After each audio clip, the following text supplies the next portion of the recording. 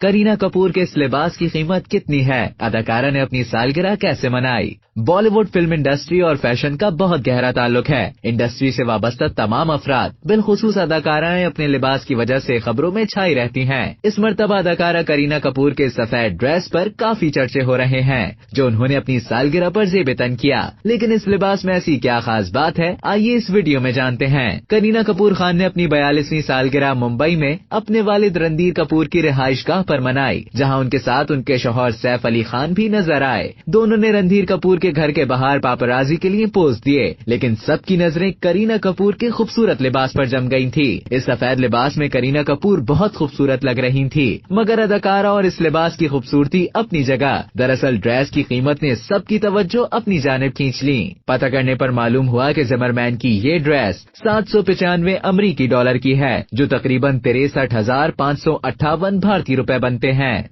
अब तक के लिए इतना ही। मजीद इसी तरह की दिलचस्प मालूमात हासिल करने के लिए डेली जंग के YouTube चैनल को सब्सक्राइब करें और Facebook के पेज को लाइक करना ना भूलें।